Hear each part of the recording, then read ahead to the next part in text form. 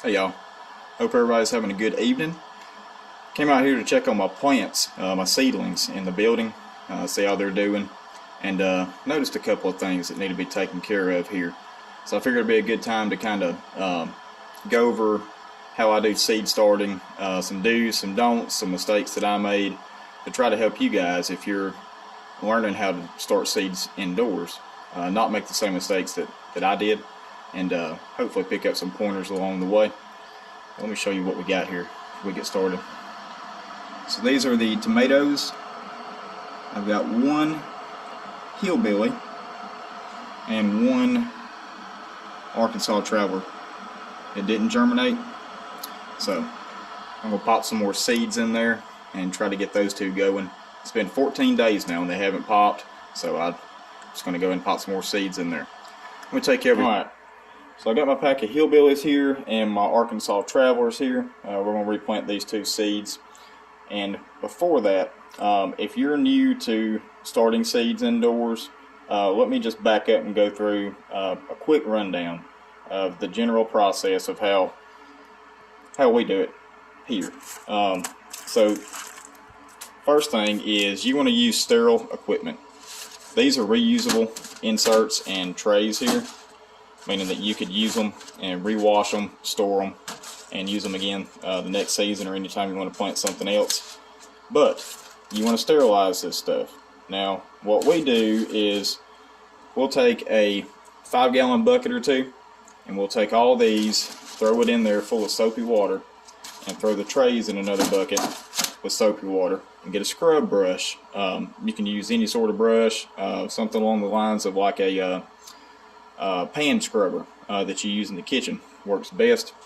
Soapy water, scrub out all the dirt the best you can, rinse it off. Now you can also use bleach. You can do, I think it's 1 part bleach to 10 parts water after you rinse them with soapy water and scrub them and dunk them in that.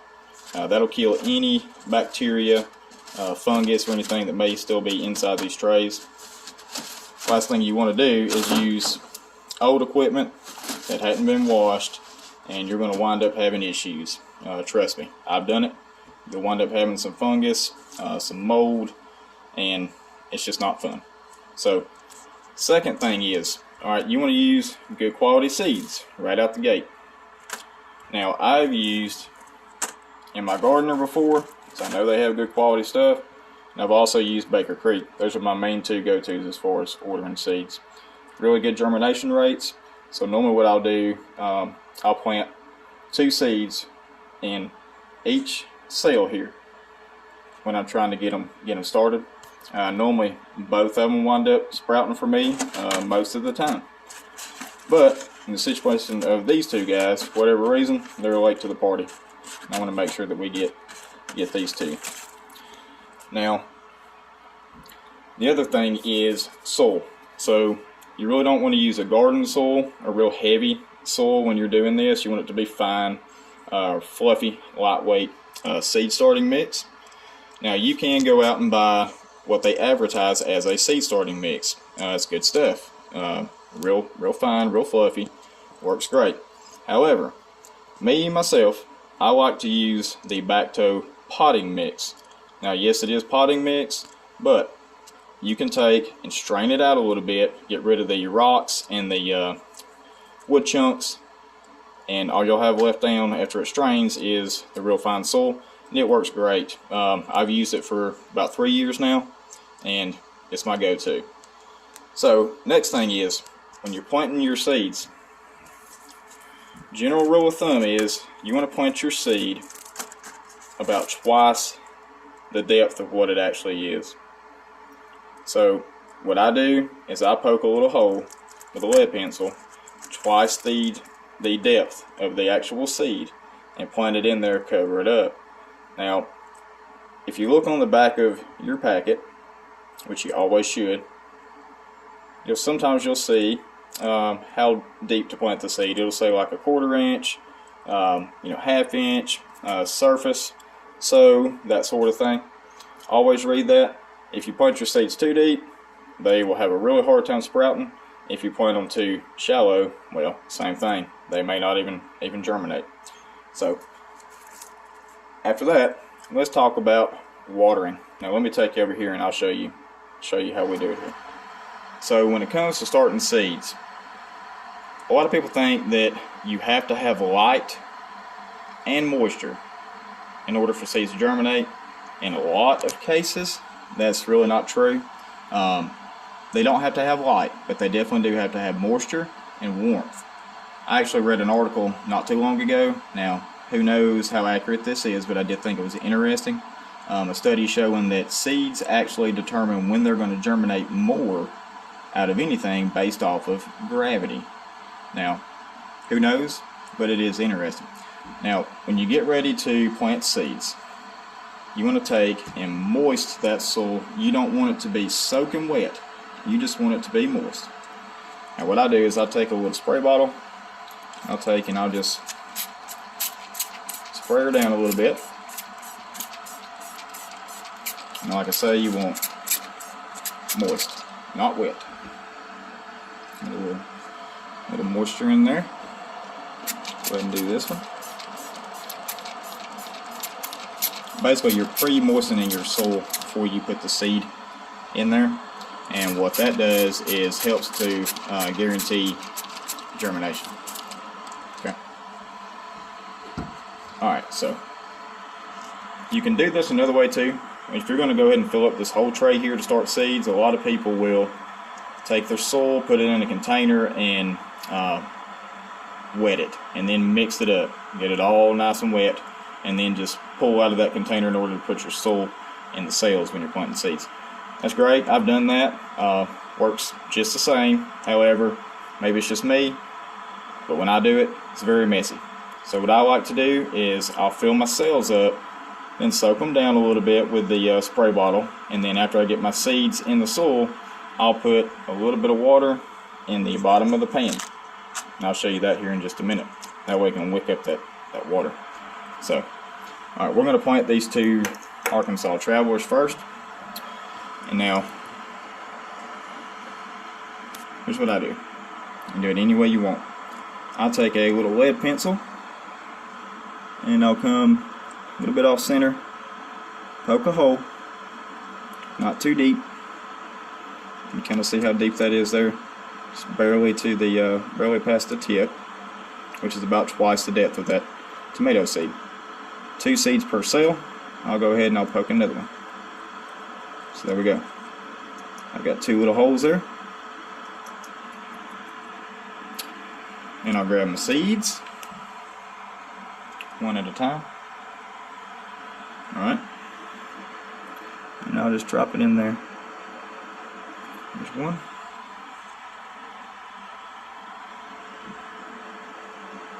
And 2. Now they have a new home. Now, what I do is I just take and just kind of collapse the soil over the seed. Pull a little dirt over top.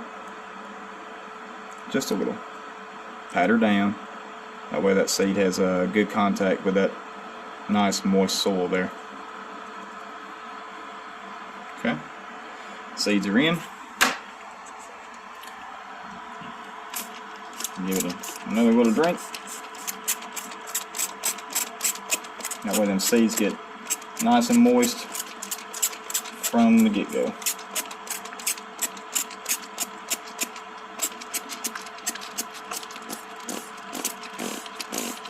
Okay. Alright, so that's that. Now let me plant this other hillbilly tomato right here, and take and put a little bit of water in here,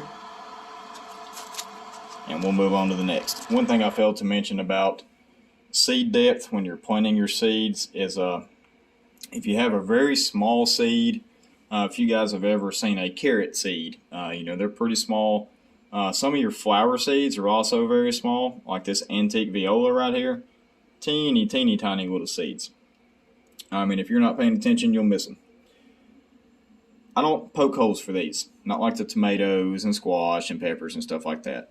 I will actually surface sow these. So I'll take my little seed, sprinkle them on there, grab me a little bit more soil, sprinkle it on top, pat it down. Get good contact with that seed, with that soil. You don't have to poke holes for those teeny tiny little seeds. When I first started gardening, hate to admit it, but I did. Waste of time. Don't do that. Alright, so both the Hillbilly and the Arkansas Traveler are reseeded. Hopefully they'll germinate. Now, like I said a while ago, after you get the seeds planted, get the soil sprayed a little bit, moistened up, next thing you want to do is put some water in the bottom of this tray and just let it wick up from the bottom. That way you're not spraying the plants overhead. If you spray the leaves, sometimes you can wind up encouraging disease, fungus, bacteria that you don't want. So try to water from the bottom as much as you possibly can. Now, you don't want to put too much water in here. You will have issues with, well, one, your seeds may just sit there in the wet soil and rot and never germinate. But the other thing is, there's a condition called damping off, which is basically due to overwatering and too much humidity, not enough ventilation, which will cause your plants to die. So don't overwater. What I do is I fill this tray up just enough to where I'll get about a half of a fingernail's depth of water in the bottom of this tray. And it's really all you need. You'll have to check on it periodically, make sure that it's not dried out down there, and also pay attention to not just how your plants are looking, if they're looking droopy or a little dried out, but the soil, make sure the soil is not starting to get dried out. Like I said, you want it moist, but not soaking wet. Soaking wet is a bad thing. To test your soil, see if it's moist enough, you can actually just take and press your finger down gently on the soil, turn it over, you see the moisture there, a little bit of soil sticking to my finger. So that's good. That's what you want. So that's another thing I was wanting to talk about too, is ventilation. One, airflow will help prevent disease in your seedlings, but also probably the most important part of it is if you have wind blowing on these guys gently, not strong wind, so put your fan on low throughout the day, it will strengthen your stalks to make your plant stronger. Also, it'll help get them ready to be hardened off, which I'll talk about again later on as well. So, alright, so a lot of people that are new to seed starting, they ask frost date. They learn about their frost date, they don't know when it is or how to find it out. So, normally it's pretty easy. You can just take and Google last frost date with your zip code or your city, and it'll generally pull it up for you. Ours here is, we're in zone 7B, so typically it says that around April 15th is when our last frost date is. Now, here's what I'll tell you from my experience. It is not completely accurate. I would say maybe half the time it is accurate. We have what is called blackberry winter here, which is basically toward the end of April, 3rd or 4th week. We tend to have a cold snap called blackberry winter. You'll have some little bit of a freeze, and if you plant out too early, it will kill your plants, especially things like tomatoes, peppers, squash, plants that are not cold tolerant. Don't make that mistake. I have done it. It's not fun. Then you got to redo all your work.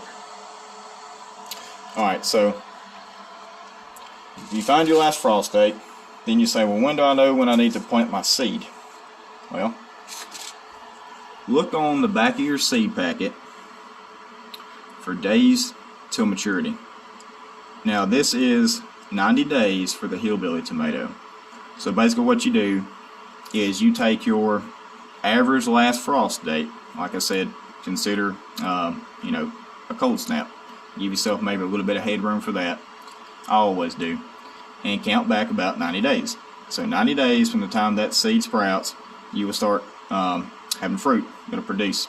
So that'll kind of give you a good idea of when you need to start your seed. It also says you can start it outdoors 8 to 12 weeks before last frost, Well, in my experience, tomatoes, they need some time. So I always start my tomatoes inside, along with my peppers. Alright, so next thing to talk about. So once all your seeds start sprouting, coming up, then it's time to thin them out, which for me it is time to thin them out. So what that means, in case you don't know, is if you plant 2 or 3 seeds per cell, you may wind up having both plants sprout. So what you want to do is you want to take a look and pick out what you consider to be the strongest plant. Keep that one and then snip out the other guy right at the soil line. It'll be snips, pruners, right at the soil line. That way the one you want to keep is not competing with the other one. And there's a couple different ways that I determine that.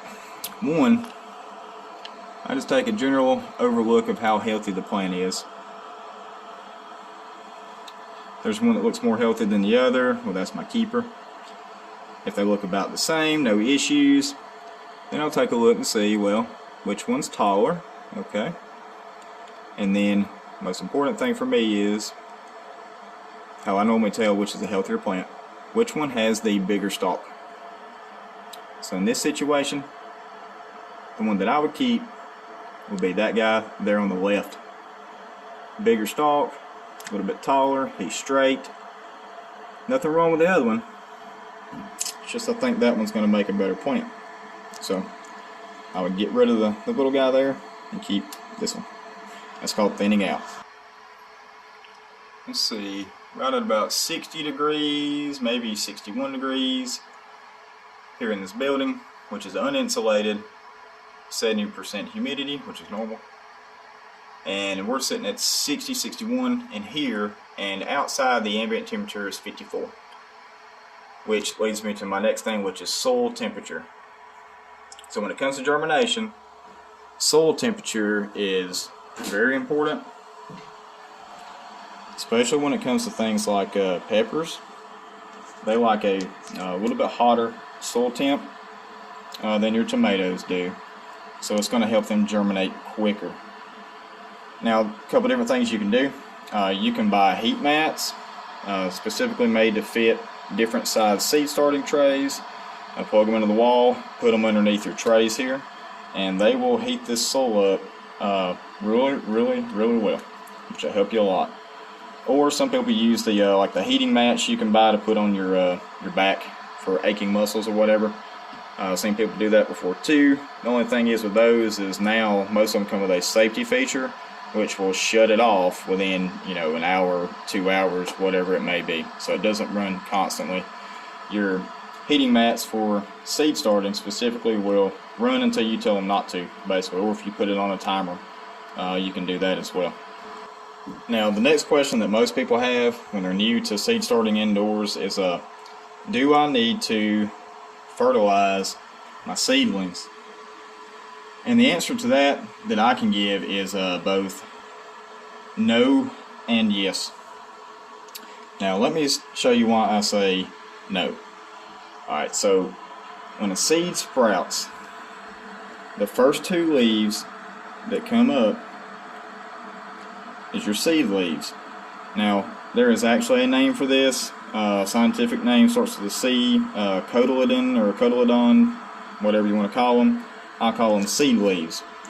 So those 2 little leaves right there contain all the nutrients that this little tomato plant is going to need as far as fertilizer in order to get going good and strong, nice and healthy, until it starts putting off its true leaves, which will be the next set of leaves that pop up after this.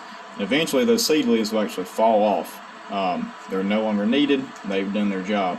Then it's up to photosynthesis, moisture, warmth, in order to make that little seedling continue to thrive. So in that situation, that's where light is more important in that stage versus when your plant is just a small little guy like this with seed leaves. So now once you see the true leaves, then it's time to give them a little bit of a fertilizer. I don't know, we'll wait a couple of weeks when they start putting off true leaves. just to let them get established. And it's a very mild, weak fertilizer.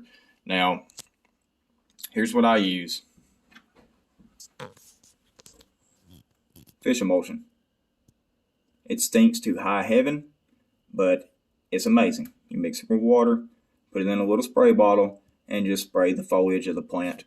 5-1-1, mostly nitrogen there.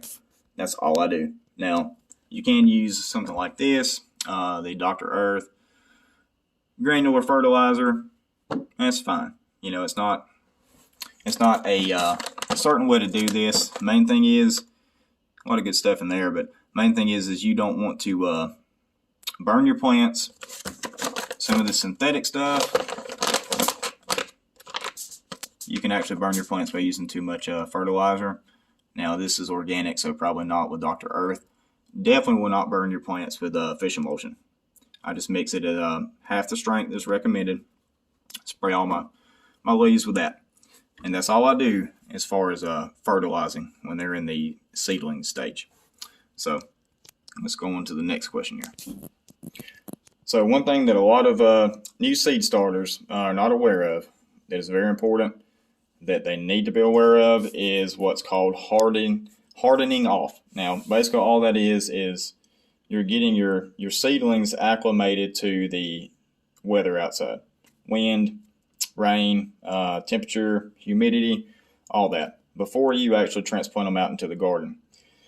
Now, this can be a little bit of a time-consuming process. Basically, what is recommended is you take your plants, your seedlings, and set them outside. 2 to 3, sometimes even 4 weeks. I normally do about 2 to 3 weeks before I'm actually going to transplant my seedlings into the garden. Set them outside for about 30 minutes a day, and then work it up after that. 30 minutes first time, maybe an hour a second time, go to an hour and a half, 2 hours, and eventually to where you get to 8 hours. By that time, your plants should be fully acclimated to where they're going to be growing. And what I like to do is I'll wait until, when I'm starting, I'll wait until the afternoon, where the sun is starting to go down, and I will put these guys outside in not a direct sun location, not at first, a little bit of a shady area, about 4:30, 5 o'clock, somewhere around in there. And you can put them out a little bit sooner each day in order to continue getting them acclimated. Now, that is very important. Let me tell you, first year I did this, when I first started gardening, I did not know anything about hardening off. Grew these nice, beautiful, tall green plants by seed, took them straight out of the garden, popped them in there. Well, let's just say probably half of them died because they went into shock. That's what you call transplant shock. So hardening off is really going to help you with that. What I'm going to actually do with these is I built a outdoor seed sorting rack for our fall garden seeds this past, I think it was the fall. And it's also going to serve as a hardening off table for the spring and summer crops. Check out one of the other videos in the past that I made, and it'll show you exactly what I'm talking about there. It's got a little bit of shade cloth. You can roll up down in the front to keep the really bright sun off of them in the beginning. And I think it may work out nicely for this. So the next thing, and this is more or less a little bonus tip here, that I learned about when I first started with tomatoes, is what they call potting up. All right, so your tomato stalk, anywhere that stalk touches soil, it's going to grow roots. It doesn't matter if it's way down there or way up here. If it touches soil, it's going to put roots out there.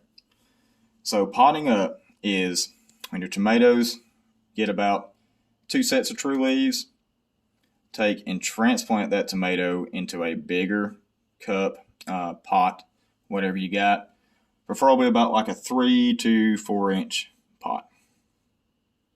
Bury it deep. You want to leave just maybe an inch or 2 below the leaves sticking out of the dirt. Everything else is going to be buried. So all that's going to be buried in the soil when you pot it up. And that whole area will put out roots. You'll have a lot stronger, a lot healthier plant with a nice healthy root system, so that, one, when you go to plant it out in the garden, It'll already be well established with its root system. It'll be a lot stronger, less issues with transplant shock or anything like that. Even after hardening them off, sometimes they can still struggle a little bit. The other thing is it'll save yourself week, maybe 2 weeks of time before you actually have to transplant these guys out. If you let them go too long, they'll just get too tall. If you let them go even longer, bad news. If they start to flower inside and they have not been put outside where they're going to be yet, well, that's not good. Make sure you put them out before they flower. After you pot them up, give them 2 to 3 weeks, transplant them out in the garden, as long as your last frost is done and over. That's going to give you a little bit of leeway as far as transplanting these guys out. But other than that, the only other thing that I'd like to mention is grow lights. You don't have to use grow lights. We do. I've had really good success with ours. You can do it the traditional way. If you got a sunny porch that's covered, protected from the strong rain, getting your trays flooded out, hey, give it a shot. I mean, it's great. I don't have that. So when I invested in these guys, they have served their purpose well. Really enjoying these. If you do get grow lights, make sure they're full spectrum. LEDs are the best. They're going to save you money on your electric bill. They're really not going to hardly use any power. High output. That's what you want. Now these have 200 diodes. It's a really, really strong light here. I like it. I also recommend, if you use grow lights, put them on a timer. Just a simple, cheap timer like that. We've got ours set to turn on at 6 o'clock in the morning and then go off at 10 o'clock at night. Basically running for 18 hours, and then they have a little bit of darkness or rest time for about 6 hours, which is actually important. It's important for these little seedlings. They need a little bit of darkness. Give them a rest. But hopefully this helps you guys out. I really enjoy starting seeds indoors. Always have. It may seem daunting at first. May seem like it's a lot to take in. I can definitely see that. It was for me as well when I first started doing this. But once you have success with it, you'll learn to love it. And I guess what I'd like to end this video with is probably the most important lesson that I learned from doing this is patience. You got to have patience with this. So as a new gardener, or maybe never starting plants from seeds before, you put them in the soil. You're looking at them every 30 seconds thinking they're going to pop out of the dirt. Well, that's not how it works. It will take time. Even if your seed packet says 14 to 21 days, sometimes it can take longer. I mean, I have had them you go over a few days after that date range on the seed packet, and they still sprouted. Especially with peppers. Peppers normally take a lot longer to sprout. So just be patient. When you put them in the ground, or the soil here, in your trays, just keep them moist, keep them warm, and they'll sprout. And if they don't, well, do like I had to do.